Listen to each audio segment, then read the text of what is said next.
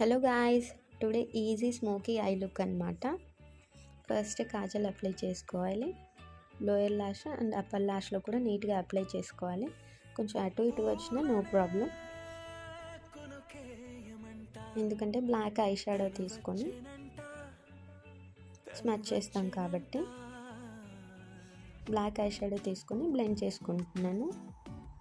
ఇలా చేయడం వల్ల ఏంటి అంటే కాజల్ అటు ఇటు కదలకుండా లాక్ అయిపోయి అలా ఉంటుందన్నమాట. లాంగ్ లాస్టింగ్ ఉంటుంది.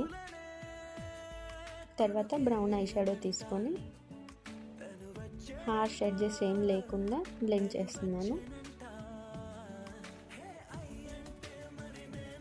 అప్పర్ లాష్లో కూడా అప్లై చేశాను బ్లాక్ ఐ షాడో.